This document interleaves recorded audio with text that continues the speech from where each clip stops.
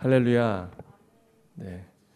오늘 우리가 보는 사도행전 8장은 초대 교회에 굉장히 중요한 분기점이 되는 그러한 장이기도 합니다. 사도행전을 쭉 읽다 보면 7장에서 스데반의 죽음이 나옵니다. 7집사를 택했고 그 중에 한 명이었던 스데반이 하나님의 말씀을 증거하다가 유대인들의 분노를 사서 신성 모독이라고 하는 그러한 제목으로 돌을 맞고 죽게 되는데, 그 일을 주도했던 사람이 바로 우리가 잘 알고 있는 나중에 바울이 되는 사울이죠. 그래서 사도행전 8장 1절은 다음과 같은 말씀으로 시작됩니다. 사울이 그가 죽임당함을 마땅히 여기더라 그랬는데, 여기서 이 죽임당한 사람이 누굴까요? 네, 돌을 맞고 죽었던 스데반 집사입니다. 그리고 나서 이렇게 그동안에는 예수 그리스도의 복음이 예루살렘에서 막 퍼져 나가니까 당국자들이 이것을 어떻게 하지? 그리고 이제 혹시라도 밀란이 일어날까 봐 조심하고 있었어요. 그러다가 행동대장격인 사울에 의해서 사울을 따르는 젊은이들이 스데반의 그 초대 교회 안에 중요한 인물이었던 스데반을 돌로 쳐서 죽이면서 이제 그 예루살렘 교회의 박해가 시작됩니다. 우리가 생각할 때는 하나님을 믿고 신앙생활하면 하나님의 은혜로 모든 것들이 다 형통해야 될 것 같은데, 그런데 우리 삶 가운데에는 많은 고난들이 있게 되는 것을 보게 됩니다. 그 당시에 초대교회에 모였던 사람들도 그러한 생각을 가졌을지 몰라요. 이제는 성령 세례도 받고 성령 충만함도 받고, 그리고 이제 하나님의 자녀들이 점점 왕성해지고 하나님의 교회가 그리스도인들이 점점 성장하고 부흥하고 있는데, 근데 갑자기 핍박이 오는 거예요. 그래서 8장 1절에 보면 뭐라고 그 후에 기록되어 있냐면 이렇게 되어 있어요. 그날에 예루살렘에는 교회에 큰 뭐가 있어요? 박해가 시작돼요. 그래서 박해가 시작되어서 사도들 외에는 다 유대와 사마리아와 모든 땅으로 어떻게 되었나요? 다 흩어지게 됩니다. 그리고 8장 2절에 보니까 경건한 사람들이 스데반을 장사하고 위하여 크게 울었더라. 그리고 사울의 얘기가 잠깐 나오죠. 사울이 교회를 진멸할 때 각 집에 들어가 남녀를 끌어다가 옥에 넘기니라. 그 흩어진 사람들이 이렇게 어려움을 겪는데, 그런데 놀라운 일은 우리 같으면 이렇게 고난이 있고 박해가 있으면 우리의 믿음이 위축되고, 그리고 또 전도하거나 선교하는 것이 약화될 수도 있을 것 같은데, 그런데 성령이 하시는 일이 뭐라 그랬어요? 제가 성령 받으면, 성령이 충만해지면 사람들이 뭐 하기를 시작하더라? 네, 전도하기를. 다른 사람들에게 나아가서 복음을 증거하고 전하고 이걸 전하기를 시작했다고 하는 것을 계속해서 우리가 지난 시간에 봤어요. 이 사람들에게 박해가 왔지만 이 사람들이 받은 성령이 진짜였기 때문에, 그리고 성령의 충만함을 입고 있었기 때문에 환경적인 것과 상관없이 그들 마음속에 가득 차 있던 예수 그리스도께서 바로 메시아라고 하는 사실, 이 세상에 구원자로 오셨다고 하는 사실을 전하지 않고는 견딜 수가 없었어요. 그래서 중요한 구절이 있는데 8장 4절에 보니까 우리 같이 읽어볼게요. 시작. 그 흩어진 사람들이 두루 다니며 복음의 말씀을 전할세. 그 흩어진 사람들이 두루 다니면서 자기 살 길을 찾은 게 아니라 만나는 사람들마다 새 이웃을 만나고 새로 사람을 사귀면서 복음을 증거하고 전하고 다녔던 거예요. 그래서 8장 5절에 보니까 빌립이 어디로 내려갑니까? 사마리아 성으로 내려가요. 사실은 이게 내려갔다고 하는 표현인데 위치는 사마리아가 북쪽에 있을까요? 예루살렘이 더 북쪽에 있을까요? 제가 이렇게 물어보는 건 당연히 사마리아가 북쪽에 있으니까 이렇게 물어보겠죠. 그럼 우리는 북으로 올라갔다가 생각할 텐데 제가 몇 번 얘기했지만 예루살렘은 지대가 높고 지형이 높고 그리고 사마리아는 아래 평지였기 때문에 그래서 이제 북쪽인데도 불구하고 내려갔다고 표현하고 있는 거예요. 빌립이 사마리아 성에 내려가서 그리스도를 백성들에게 전파하니 어떤 일이 있어요? 무리가 빌립의 말도 듣고 행하는 표적도 보고 한 마음으로 그가 하는 말을 따르더라. 놀랍게도 그 사마리아 사람들, 특별히 유대인들이 정말로 무시하고 사람 취급 안 했던 그 사마리아 사람들이 복음을 듣고는 오히려 더 열심으로 예수 그리스도를 믿고 따르는 거예요. 그러면서 거기에 많은 일들이 이적들이 일어나게 되는데 8장 7절에 보니까 많은 사람들에게 붙었던 더러운 귀신들이 크게 소리를 지르며 나가고 또 많은 중풍병자와 못 걷는 사람이 나으니 그 성에 큰 기쁨이 있더라. 이렇게 놀라운 일이 있었는데 그런데 거기에 그 성에 시몬이라고 하는 사람이 나옵니다. 흔히 얘기하는 마술사 시몬이라고 하는 사람이 나와요. 8장 9절에 보니까 이렇게 기록되어 있습니다. 그 성에 시몬이라 하는 사람이 전부터 있어 마술을 행하여 사마리아 백성을 놀라게 하며 자칭 큰 자라 하니 낮은 사람부터 높은 사람까지 다 따르며 이르되 이 사람은 크다 일컫는 하나님의 능력이라 하더라. 오랫동안 그 마술에 놀랐으므로 그들이 따르더니 이 사람은 여러분 옛날에 이은결이었나요? 네, 한국에 마술사가 있었고 뭐 세계적인 대회에서도 상을 받았다고 하고 그런 마술사가 있었는데 요즘 같은 그런 마술사가 아니라 그 당시 여기서 지금 얘기하는 이 마술사라고 하는 것은 그 당시엔 한마디로 얘기하면 귀신의 영을 받아서 그 귀신의 능력을 가지고 능력을 행하던 사람이었어요. 사람에게 눈속임을 하는 것이 아니라 그러니까 우리식으로 얘기하면 일종의 옛날 주술사라든가 무당 같은 역할을 했던 거죠. 옛날에는 의사나 뭐 치료기관 이런 것이 마땅치 않잖아요. 저희가 필리핀에 갔을 때도 그 필리핀의 시골 마을에서 사람들이 아프면 어디에 갔냐면 주술사한테 가더라고요. 그래서 주술사한테 돈을 내고 그리고 이제 그 병을 낫는 치유 어떤 그런 행위를 하고 이런 것들을 했는데 그래서 그걸 뭐라 그러냐면 퀘크 닥터라고 그러더라고요. 가짜 닥터다. 진짜 닥터가 아니고 가짜 닥터인데 그런 주술사들을 필리핀에서 퀘크 닥터라고 그렇게 부르는데 아마 그런 역할을 했던 것 같고요. 근데 그에게 실제로 능력들이 있었던 것 같아요. 그래서 여기 보니까 낮은 사람부터 높은 사람까지 다 따르며 이 사람은 크다 일컫는 하나님의 능력을 갖고 있는 자다. 하나님의 능력 받은 사람이다. 이렇게 생각하고 있었던 거예요. 그런데 8장 12절에 보니까 흥미로운 얘기가 나와요. 빌립이 하나님 나라와 및 예수 그리스도의 이름에 관하여 전도함을 그들이 믿고 남녀가 다 세례를 받으니 13절에 보니까 누구도 믿습니까? 네, 시몬도 믿고 그 다음에 시몬이 뭘 받아요? 세례를 받아요. 세례를 받고 그 다음에 빌립을 따라다니는데 어떤 마음으로 따라다닙니까? 전심으로 열심을 가지고 빌립을 따라다니며 그 나타나는 표적과 큰 능력을 보고 놀라니라. 그리고 이제 다시 이 무대의 장면이 예루살렘으로 바뀝니다. 그래서 14절에 보면 이렇게 얘기해요. 예루살렘에 있는 사도들이 사마리아도 하나님의 말씀을 받았다 함을 듣고 놀란 거예요. 그래서 베드로와 요한을 보내요. 그들이 내려가서 우리가 지난주에 본 내용인데 그들이 내려가서 그들을 위하여 성령 받기를 기도하니 이는 아직 한 사람도 성령 내리신 일이 없고 오직 주 예수의 이름으로 세례만 받았을 뿐이더라. 이에 두 사도가 그들에게 안수함에 성령을 받는지라.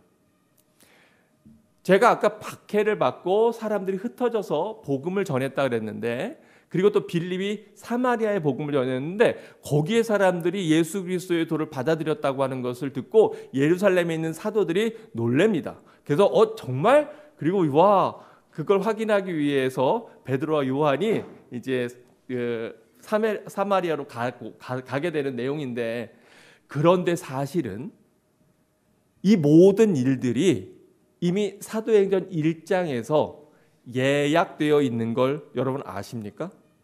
무슨 얘기냐? 사도행전 1장 8절에 예수님이 분명히 뭐라고 말씀하셨어요? 성령이 너희에게 임하시면 너희가 권능을 받고 그 다음에 예루살렘과 온 유대와 사마리아와 땅 끝까지 이르러 내 증인이 되리라. 그래서 사실은 이 사마리아의 복음이 전해지는 것이 예수님이 이미 이 땅에 계실 때 말씀하신 거였어요. 그런데도 우리는 듣고도 늘 자주 잊어버리잖아요. 설교 말씀도 듣고도 우리가 되새기지 않으면 바로 잊어버리기 쉬운데 예수님이 사마리아까지 복음이 전파되고 그리고 더 나아가서 땅끝까지 복음이 전파될 거라고 분명히 말씀하셨거든요. 그러니까 우리가 여기서 깨닫게 되는 은혜가 뭐냐면 지금 예루살렘 성에 박해와 핍박이 와서 사람들이 흩어졌어요. 만약에 박해와 핍박이 오지 않았다라면 사람들이 그렇게 이곳저곳으로 흩어졌을까요? 아마 안 그랬겠죠.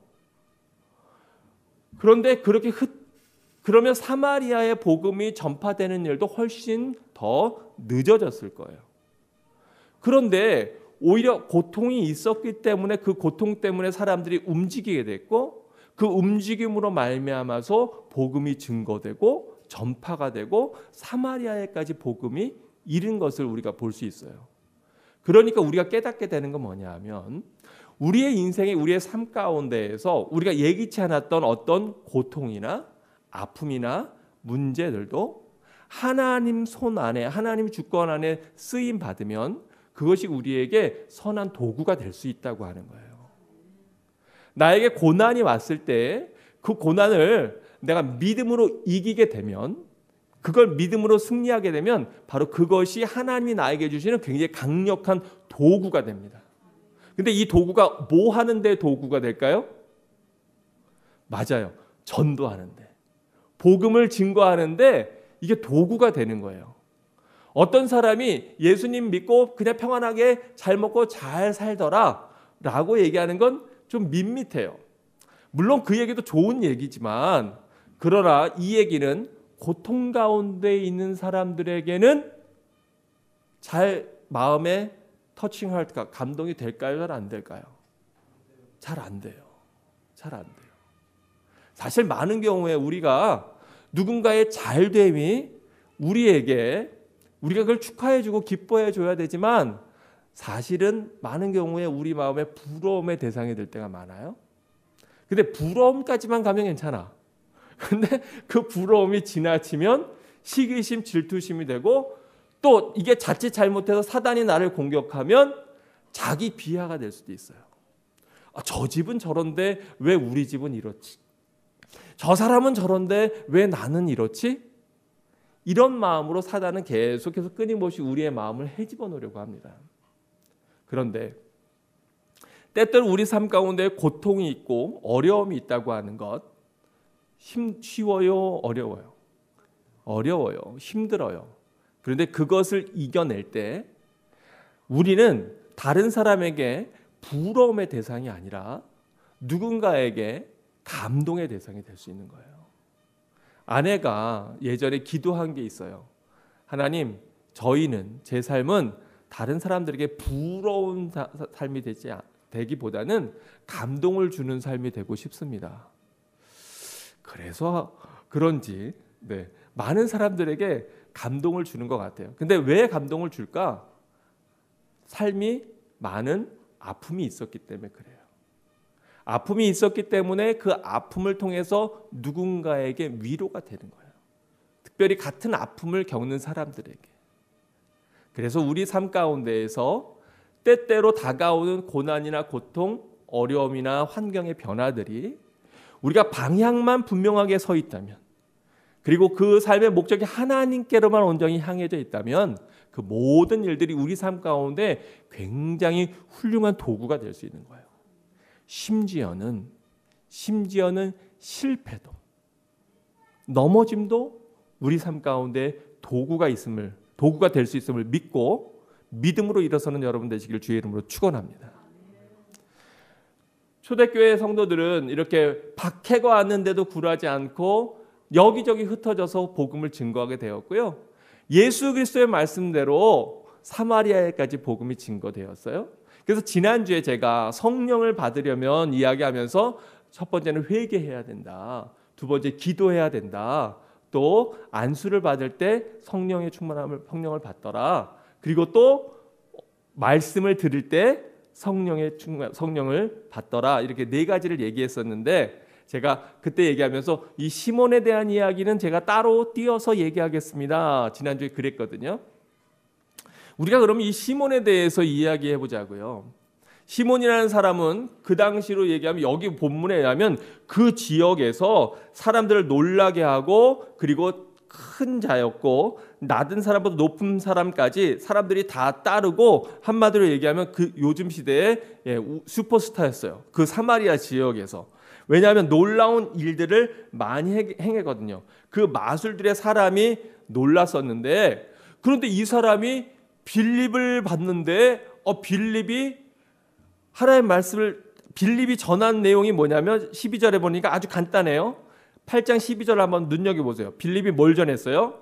하나님의 나라와 예수 그리스도의 이름에 관하여 전도함. 그러니까 우리도 이걸 보면 여러분이 사도행전을 보면서 배울 수 있는 건 뭐냐면 사도행전에서 나오는 설교의 내용들, 베드로의 설교도 나오고 스데반의 설교도 나오는데 그러한 설교의 내용들이 또 바울의 말씀도 나오죠. 바울이 전도하는 그 내용들에서 보면 우리가 전도해야 되는 내용이 무엇인지를 분명하게 알 수 있는데 여기 아주 이게 요약되어 있는 거예요. 즉 뭘 전했다고요? 첫 번째로 하나님 나라. 하나님 나라를 또 다른 말로 하면 뭐예요?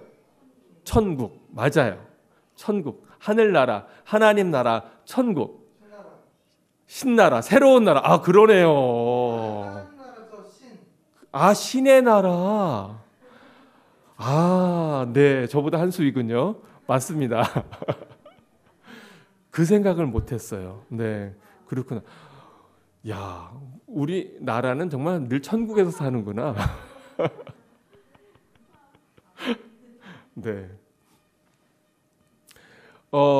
이렇게 하나님 나라, 즉 이 땅에서의 삶의 끝이 아니다. 어떤 사람들은 죽음이라고 하는 걸 굉장히 두려워하잖아요. 많은 사람들이 죽음을 두려워해요. 죽으면 끝이라고 생각하니까. 내 인생이 다 사라져버릴 것처럼 생각하니까. 그런데요, 정말 하나님 나라를 믿는 사람들은요, 죽음이 두렵지 않아요.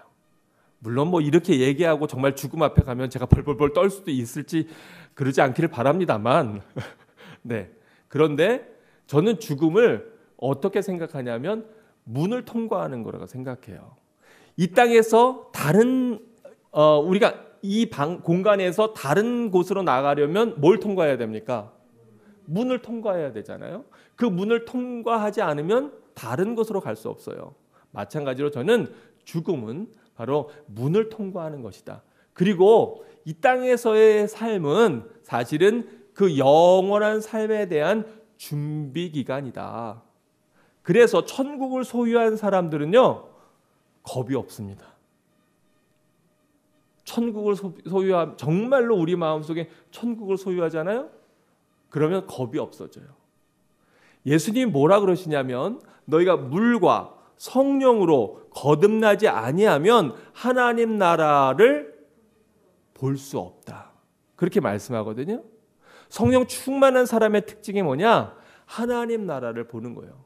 스데반이 돌을 맞으면서도 그가 환한 얼굴로 그 얼굴이 빛날 수 있었던 건 바로 하나님 나라를 보고 그 하나님 옆에 예수 그리스도가 계신 것, 하늘 문이 열리는 것을 보았기 때문에 그는 날아오는 돌에 맞으면서도 주님, 저들이 자기의 죄를 알지 못합니다. 저들을 용서하여 주옵소서라고 오히려 지금 죽어가는 자기 자신이 아니라 자기를 향해서 돌을 던지는 그 사람들의 죄악에 대해서 염려하고 걱정하고 있는 것을 우리가 바로 앞장에 7장에서 볼 수가 있잖아요.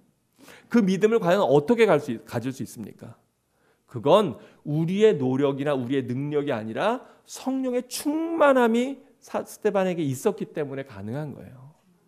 여러분 혹시 마음에 두려움이 있습니까? 미래에 대한 염려가 있습니까? 앞일에 대한 여러분 가정에 걱정과 근심들이 있습니까? 세상의 마약은 잠깐 현재의 고통을 잊게 하는 그러한 것이지만, 그러나 성령의 충만함은 그러한 환각이 아니라, 그러한 현재의 문제를 잠깐 잊어버리는 차원이 아니라, 너무나 큰 은혜가, 너무나 놀라운 상급이 우리에게 놓여져 있기 때문에, 새로운 나라가 우리에게 놓여져 있기 때문에 지금 여기에 있는 다른 것들은 별로 중요하게 여겨지지 않는 거예요. 모래성을 쌓던 아이가 조개 속에서 진주를 발견하면 이 모래성은 더 이상 그렇게 중요하지 않아요. 왜요? 나는 더 소중한 진주를 소유하게 되었거든요.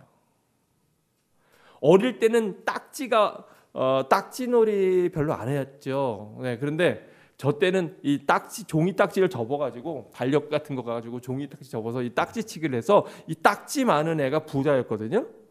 근데 그게 나이가 들면 더 중요한 것들이 많아지면서 그 딱지가 어릴 땐 그렇게 소중했는데 별로 중요하지 않아요.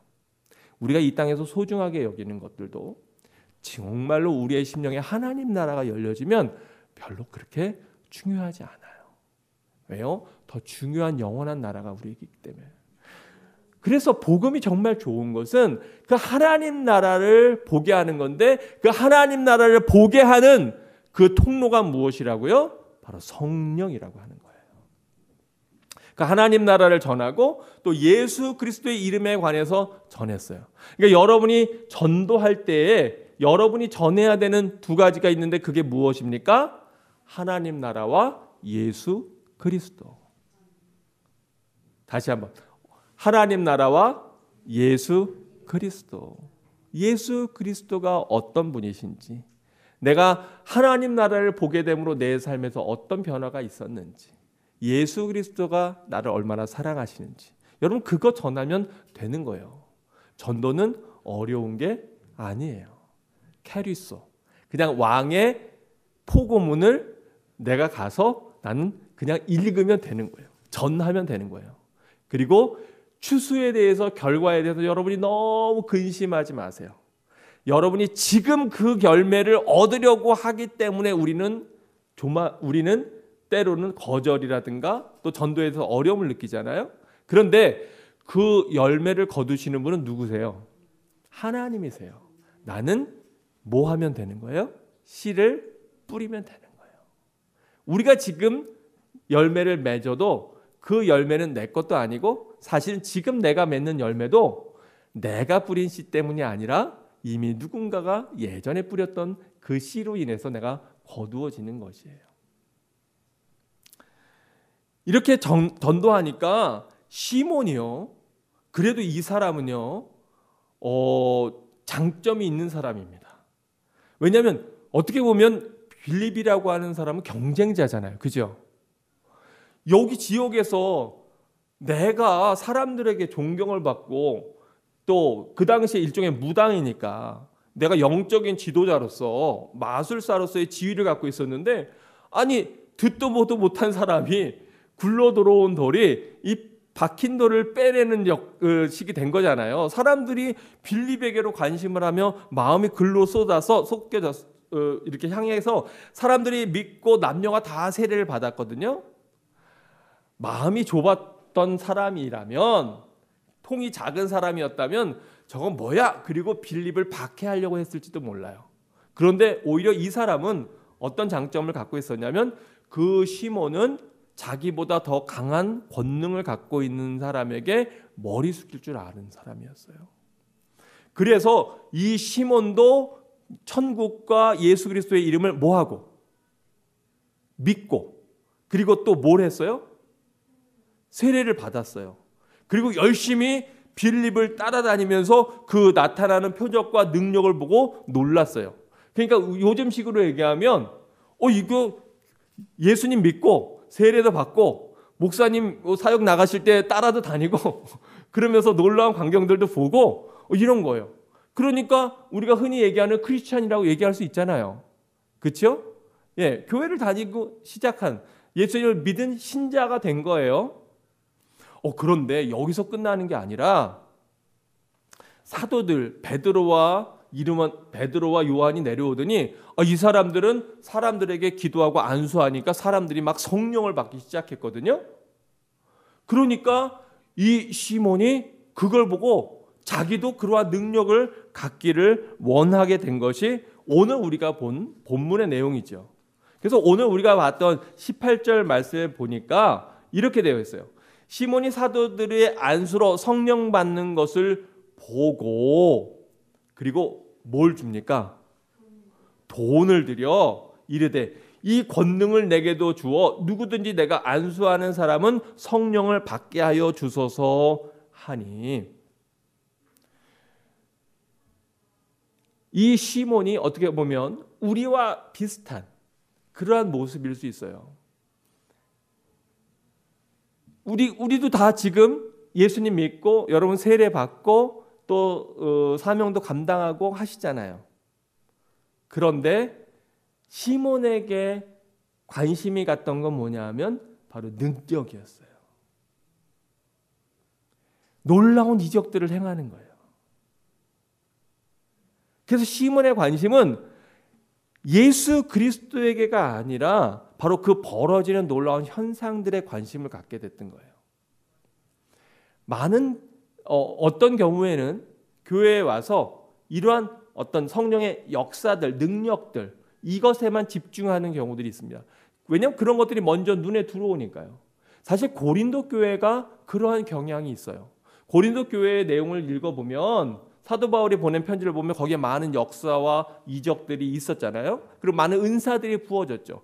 그런데 그럼에도 불구하고 그 고린도 교회는 어떤 교회였어요? 계속해서 싸움을 하는 그러한 교회였어요. 근데 왜 그랬을까? 뭐가 문제였을까? 바로 예수 그리스도 안에서 자기를 감추고 주님을 증거하고 드러내는 것이 아니라 내가 받은 성령의 은사들, 나에게 나타나는 그 능력을 최고로 생각하고 나를 드러내고자 하는 마음이 있었기 때문이에요. 오늘 우리가 본문에서 그 힌트를 찾을 수가 있는데, 이 시몬의 신앙생활이라고 표현해 보자면 이 시몬의 문제는 뭐였느냐? 시몬은 어떤 사람이냐면 8장 9절에 보면 뭐라고 얘기합니까? 후반절에 백성을 놀라게 하며 큰 자인데 그냥 큰 자가 아니라 스스로 자칭 큰 자라. 자기 스스로 나는 great man이야. 나는 이렇게 능력 있는 사람이야 라고 하는 생각을 저가 가지고 있었던 거예요. 그래서 영어 성경에 보면 He was someone great. 나는 큰 사람이야, 위대한 사람이야. 그래서 사실은 이 시몬의 신앙생활의 문제는 뭐냐면 시몬은 그 능력을 보고서 그 능력을 뭐로 살려고 합니까? 돈으로 살려고 그래요. 그런데 문제를 돈으로 사는 것도 문제지만 또 하나의 문제는 뭐냐 하면 성령을 받고 자기가 변화되는 게 중요한 게 아니라 그 내용을 가만히 보면 돈을 주어서 뭘 요구하냐면 자기도 그와 같은 능력을 갖게 해달라. 이 권능을 내게도 주어 누구든지 내가 안수하는 사람은 성령을 받게 하여 주소서. 여러분, 성령 받는 게 잘못된 겁니까? 안수하는 게 잘못된 겁니까? 아니에요. 안수해서 성령을 받게 되는 건 귀하고 좋은 일인데, 근데 문제는 뭐냐 하면 이 사람은 그 능력 자체에 관심을 갖고 있었다는 거예요. 은사주의라고 하는 것이 있어요. 교회 안에서. 그건 뭐냐 하면 뭔가 놀라운 이적들, 어떤 은사, 이게 최고야. 그래서 병고침의 은사, 방언의 은사, 통변의 은사, 예언의 은사, 막 이런 은사들, 그런 것들에만 주목해요. 그래서 그런 역사들이 막 일어나면 거기에 그 흥분하게 되고, 그리고 그게 진짜라고 생각하고, 그런 눈에 보이는 은사들이 나타나지 아니하면 그것은 뭔가 부족하고 뜨뜻미지근하고 별 볼 일 없는 것처럼 여겨져요. 바로 고린도 교회가 그런 면이 있었기 때문에 사도 바울이 고린도전서 12장에서 제일 마지막에서 내가 가장 좋은 은사, 가장 큰 은사를 너희에게 보이겠다. 그리고서 이야기하는 제일 좋은 은사가 뭡니까? 사랑의 은사. 능력 있는 거 좋은 거지. 그런데 그 능력 있는 것보다도 뭐 없으면, 사랑이 없으면 천사의 말을 하고 놀라운 일들을 한다고 해도 다 소용이 없어. 그건 다 본질적인 것이 아니야. 사실 바른 신앙은 뭐냐 하면 그렇게 베드로와 요한이 와서 안수를 하고 성령을 받으면 우리가 사모해야 되는 마음은 뭐냐 하면 나도 거기에서 안수받고 또 내가 뭐 충만하기를, 내가 성령이 충만하기를 원해야 되는 거예요. 그리고 그 성령의 충만함은 나를 드러내고 나를 나타내기 위함이 아니라 예수 그리스도를 증거하기 위함이 되어야 되는 거예요. 그게 진짜 제대로 된 성령의 충만함이에요. 그게 정말 제대로 된 성령 받는 거죠. 사실은요, 여기서 흥미로운 것은 이 마술사의 이름이 뭐라고요? 시몬이에요. 그런데 지금 시몬이 누구에게 그 청을 하고 있죠? 시몬에게. 시몬이 시몬에게. 그런데 사실 베드로도요, 성령이 충만하니까 어떤 일들이 일어납니까? 우리가 잘 아는 대로 사도행전 3장에 보면 베드로와 요한이 기도하러 성전에 이르는데 그 성전 미문에 거기에 안진뱅이가 앉아 있었잖아요. 그 안진뱅이가 구걸을 합니다. 그때 베드로와 요한이 뭐라 그러죠? 금과 은은 내게 없거니와 내게 있는 것은 내게 주노니 나사렛 예수 그리스도의 이름으로 일어나 걸으라. 아멘. 그랬더니 안진뱅이가 벌떡 일어나고요. 그리고 또 다비다라고 하는 여인이 있었는데 그 다비다는 구제를 많이 했던 여인이에요. 그런데 그 여인이 죽자 사람들이 베드로를 청했고 베드로가 가서 기도하니까 죽었던 다비다가 살아나는, 죽은 사람을 살리는 그런 놀라운 이적들이 있었고요. 그런데 그래서 사람들이 막 그 일을 보고 사도행전 3장에서 안진뱅이가 일어나니까 놀래서 베드로를 바라보고 베드로를 쫓아가고 베드로를 추앙하려고 합니다. 그랬는데 베드로가 뭐라고 얘기할까요? 너희가 왜 나를 주목하느냐? 이 일을 있게 하신 것은 내가 아니라 바로 예수 그리스도다. 너희가 십자가에 매단 예수 그리스도의 이름으로 행한 것뿐이다. 나는 아무것도 아니다. 라고 얘기를 해요. 사도 바울과 바나바도 복음을 증거하고 전도여행을 하면서 놀라운 이적들을 행하니까 사람들이 막 저들을 바라보면서 그러면서 심지어는 시드로까지 그렇게 추앙하는 장면이 나옵니다. 그런데 그때 어떻게 하죠? 그때 바울과 바나바가 왜 너희가 우리는 너희와 똑같은 성정을 가진 사람이다. 그리고 오히려 그 사람들이 높여서 신으로 추앙하려고 하는 것을 피합니다. 근데 오늘 시몬의 문제는 뭐냐면 이 신앙을 통해서 믿고 세례를 받고 빌립을 쫓고 했음에도 불구하고 그것을 통해서 누구를 드러내고자 하는 욕망이 그 안에 있었던 거예요. 자기 자신을 드러내고자 하는 마음이 있었던 거예요. 그런데 이게 자기 자신을 이렇게 드러내고자 하는 마음이 많으면요, 이건 너무 괴로워요. 공동체 안에서 나를 자꾸 드러내고자 하려고 하면 그러면 그게 채워지지 않으면 이 사람은 그 공동체 안에서 굉장히 많은 어려움을, 문제를 일으킵니다. 왜요? 왜 나를 안 알아주냐고. 왜 나를 못 알아주냐고. 이러한 답답한 마음이 생기게 돼요. 그래서 때때로 예를 들어서 목사님이 수고했다고 얘기하면 막 신이 나고 힘이 나고요. 난 열심히 수고했는데 목사님이 별 말도 하지도 않고 그냥 휙 지나가셔. 그럼 괜히 기운이 빠지고 그냥 마음이 이렇게 상하고, 혹시 여러분은 그런 분들 없으시겠죠? 네, 그런 분 없으시기를 바랍니다. 왜냐하면 제가 눈치가 없어요. 그러니까 제가 조금 못 알아보더라도 여러분 그냥 그렇게 이해하시길 바랍니다. 부탁을 드립니다. 우리 교회 안에는, 우리 성도들은 그런 사람들이 하나도 없지만 그러나 때때로 우리에게 그런 마음이 들 수 있어요. 그런데 정말로 성령 충만하게 되면 오히려 사람들이 나를 바라보고 나를 주목하게 될 때 자기를 감추는 것. 그것이 성령 충만한 사람의 모습임을 성경을 통해서 볼 수가 있어요. 이렇게 말도 안 되는 일들 시몬이 얘기하게 됩니다. 그래서 이 시몬이요 굉장히 유명합니다. 왜냐하면 여러분이 영어 사전에서요 시모니즘이라고 하는 단어를 찾아보잖아요. 시모니즘이라는 단어가 있거든요. 그 사이모니즘이 뭐냐면 성직 매매가 사이모니즘이에요.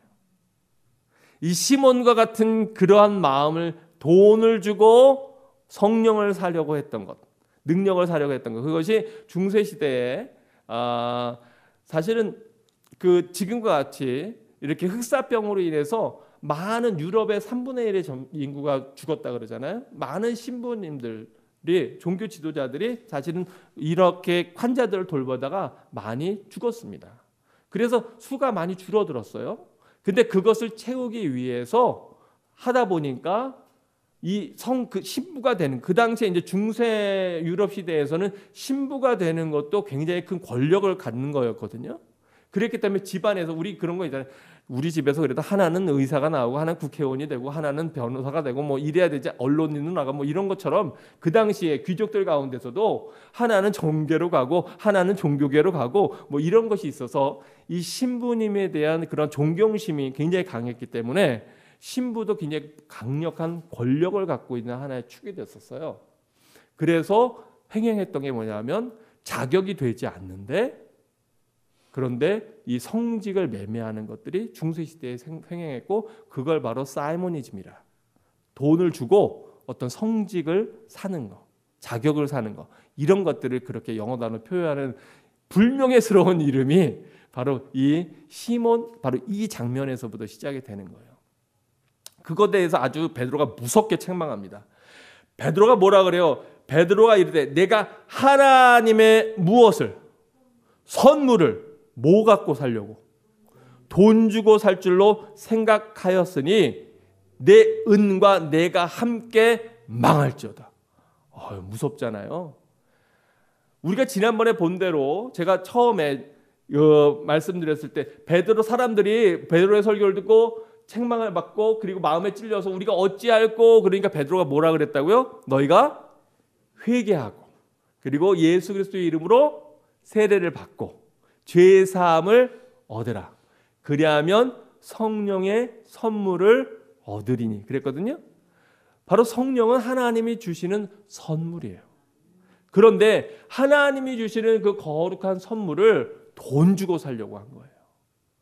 혹시 우리 교회는 없겠지만 여러분이 헌금을 많이 드렸기 때문에 여러분이 하나님 앞에서 우쭐한 마음 이런 마음을 갖고 있다면 바로 그것이 잘못된 마음이고 하나님이 심하게 책망할 수 있는 마음입니다. 물질로 해결되는 것이 아니에요. 선물은. 사람의 마음은 돈 주고 살 수가 없지요. 돈이면 다 된다고 생각하지만 그러나 사실 돈으로 안 되는 게 얼마나 많습니까? 멋진 집은 살 수 있을지 모르지만 아름다운 가정은 돈으로 살 수 없어요. 의리의리하고 아주 비싸고 푹신한 침대는 돈 주고 살 수 있을지 모르지만 숙면은 돈 주고 살 수가 없어요. 사람은 돈 주고 살 수 있을지 모르지만 사랑은 돈 주고 살 수가 없어요. 하나님의 능력도 역시 돈 주고 살 수가 없어요. 성령의 충만함도 돈 주고 살 수가 없는 거예요. 그런데 바로 그랬기 때문에 너는 바로 네가 좋아하는 네가 모든 너의 문제 해결인 돈 때문에 넌 망할 거다. 아마 예전에도 시몬은 돈 갖고 많은 일들을 행했는지 몰라요. 돈으로 해결했는지 몰라요. 근데 여러분 돈으로 해결하는 그것은 사실 제일 쉬운 일이에요. 선물을 할 때도 돈으로 선물하는 건 사실 상대방이 돈을 좋아해서 그럴 수도 있지만 네. 돈으로 선물하는 게 제일 쉬운 일이에요. 사실은 무엇이 그 사람에게 필요할까 생각하고 고민해서 그것을 사고 포장하고 준비하는 정성이 들어가는 것이 사실 더 귀한 거죠.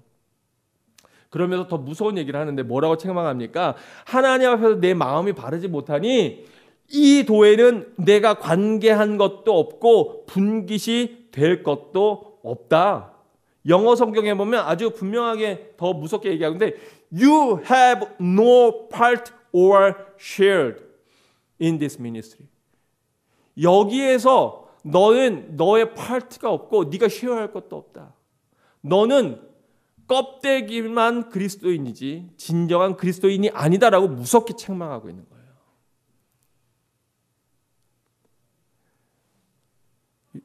우리가 신앙생활 한다고 하면서 조심해야 될 것이 있는데 지금 시몬은 개종을 한 겁니까? 개종하지 않았습니까? 시몬은 개종했어요. 개종했는데 회심하지 않았어요. 예수를 믿지 않다가 우리가 예수의 그리스도의 복음을 듣고 그 이름을 믿고 그리고 우리가 세례를 받을 수 있습니다. 개종했어요. 불교에서 기독교로 개종하고 또 다른 종교에서 기독교로 개종했어요. 교회를 다녀요. 그런데 더 중요한 것이 있는데 회심하는 거예요. 바로 마음을 돌이키는 거예요. 그래서 예수님이 너희가 교회를 다니는 것 그것보다 더 본질적인 것 너희가 물과 성령으로 거듭나지 아니하면 다시 태어나지 아니하면 born again 하지 아니하면 회심하지 아니하면 돌이키지 아니하면 하나님 나라를 천국을 볼 수도 없고 보지 못하니까 당연히 들어갈 수도 없다고 2번이나 강조해서 말씀하고 계신 거예요. 혹시 여러분은 개종은 했는데 회심은 하지 않으신 분은 혹시 안 계십니까? 목사님, 저는 태어날 때부터 교회를 다녀서요. 저는 개종도 회심도 특별히 필요 없는 모태 신앙입니다. 그렇게 얘기할 수 있는데 이 모태 신앙이 잘못하면 못된 신앙도 될 수도 있어요.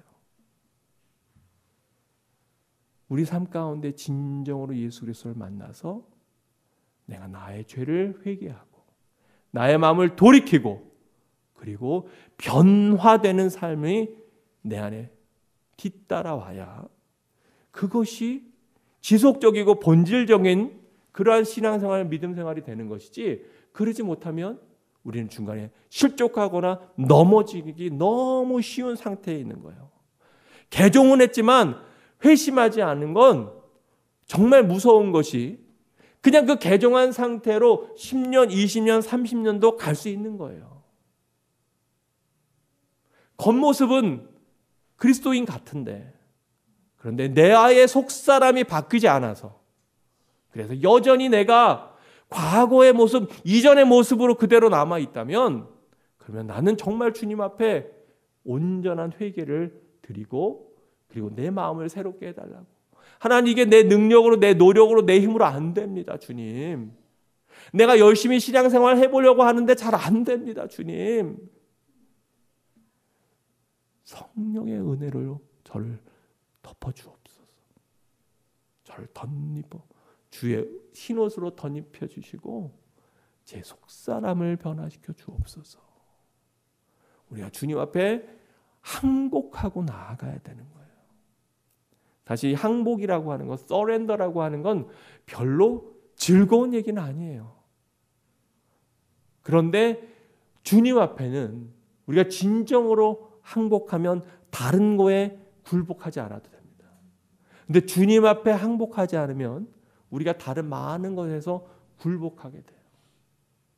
우리가 청년들이 목적이 이끄는 삶 공부를 하고 있는데 바로 거기에 나오는 대목입니다. 우리가 예수님 한 분에게만 항복하면 다른 것으로부터 다 승리할 수 있어요. 근데 예수님께 항복하지 않으면 다른 것에서 다 우리는 굴복하게 되어 있는 거예요. 돈에 굴복하고 욕정에 굴복하고 우리의 잘못된 모습에 굴복하고 우리의 완악한 마음에 굴복하게 되는 거예요. 그러면서 오늘 본문 22절에 보니까 그러므로 너는 이 악함을 회개하고 주께 기도하라. 혹 마음에 품은 것을 사하여 주시리라. 이렇게 말씀하거든요. 그러면 여기에서 우리가 회개하고 기도하는 것, 바로 이렇게 잘못된 마음을 품었을 때 우리가 이것을 변화시킬 수 있는 방법이 뭐예요? 우리가 이걸 용서받을 수 있는 방법이 바로 회개하고 주님께 기도하는 거예요. 우리가 매주일 코람데오의 시간을 갖는 것은 바로 여러분이 평상시에 못하더라도 주님 앞에 나와서 예배드리는 이 시간만이라도 여러분 진지하게 그 시간을 가지라고 하는 겁니다. 그냥 눈을 감고 그동안 못 잤던 잠을 쪽잠을 잠깐 주무시라 그런 의미가 전혀 아니잖아요. 거기서 정말 진정으로 회개할 때 그때 하나님께서 여러분에게 사함을 허락하실 것입니다. 내가 보니 너의 악독이 가득하고 불의에 메인 바 되었도다. 근데 시몬이 대답하여 이르되 나를 위하여 주께 기도하여 말한 것이 하나도 내게 임하지 않게 하소서 하니라. 그 이후로 시몬의 이야기는 잘 모릅니다. 그런데 전해져 오는 이야기에 의하면 시몬이 영지주의의 중요한 즉 초대교회 이단의 중요한 인물이 되었다. 이런 기록이 있기도 한데 그건 그 시몬과 그 시몬이 같은 시몬인지 정확하게 모르겠고요.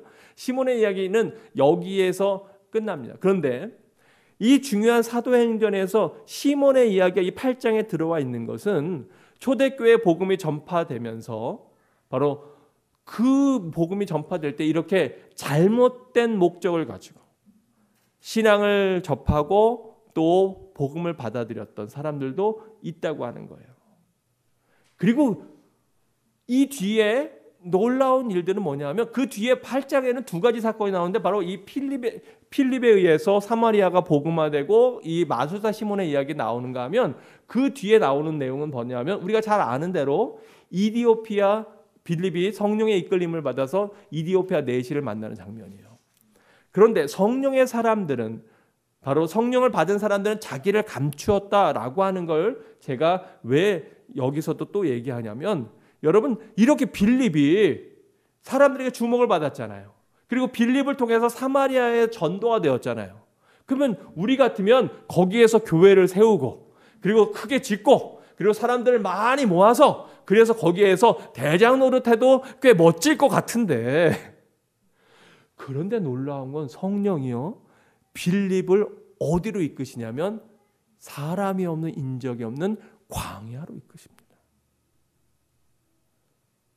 오히려 이름을 낼 수 있는 거기에서 놔두지 아니하시고 다른 광야, 사람이 하나도 없는 그 광야로 빌립을 빼내세요.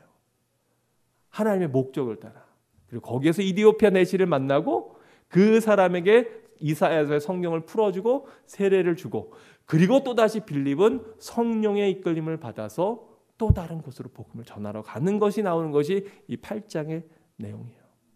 바로 이렇게 복음을 증거하고 전하고 그 열매들을 내 것으로 여기지 아니하고 내 공로로 여기지 아니하고 그저 성령의 이끌림을 따라서 복음을 증거하고 전하던 빌립의 모습과 또 이렇게 성령 그 자체가 아니라 성령이 갖고 있는 권능의 힘을 받아서 그것 가지고 나를 드러내고 내가 더 큰 자가 되고 내가 더 사람들에게 주목을 받는 자가 되려고 하는 이 시몬의 모습이 서로 대비되어 있는 이 8장의 내용을 보면서 우리가 진정으로 성령에 충만한 사람이고 성령에 이끌린 사람이라면 오히려 우리가 교회에서 섬기고 수고하고도 종이 명령에 따라 순종하였다고 사례를 받겠습니까? 라고 주인에게 이야기하는 종의 모습과 같이 바로 오히려 자기의 공로를 숨기고 그리고 성령의 인도하심을 따라 겸손히 맡은 바 사명을 행하는 그 모습, 그것이 바로 성령을 받는 참된 길이라고 하는 것, 그것이 진짜 제대로 된 성령의 충만함이라고 하는 것을 오늘 본문에서 우리가 살펴볼 수 있을 겁니다. 사랑하는 성도 여러분, 여러분은 성령 충만하십니까? 성령 충만의 길은 여러분이 주님 앞에 사모하고 간구하고 기도하고 말씀을 통하여서 여러분의 마음이 새로워지는 것입니다. 그 성령의 충만함이 여러분과 여러분 가정에 가득하여 이번 한 주간도 내 노력, 내 힘, 내 능력이 아니라 주의 성령의 인도하심 따라 기쁨으로 살아가는 여러분 모두가 되시기를 주의 이름으로 축원합니다. 기도하겠습니다. 사랑과 은혜가 풍성하신 아버지 하나님, 오늘도 시몬의 모습과 또 같은 시몬이라고 하는 이름을 가진 베드로의 모습, 또 빌립의 모습을 보면서 진정한 성령 충만함이 어떤 것인지 다시 한번 바라보고 깨닫게 하시니 감사합니다. 때때로 우리가 우리의 이름이 나타나지 않아서, 우리의 이름이 드러나지 않아서 속상한 때가 있었다면 이 시간 회개하게 하시고 오히려 성령의 인도하심을 받아 나를 감추고 주님만 드러나는 우리의 교회가, 우리의 사역이, 우리의 사명이 되게 인도하여 주옵소서. 감사하며 예수님의 이름으로 기도합니다. 아멘.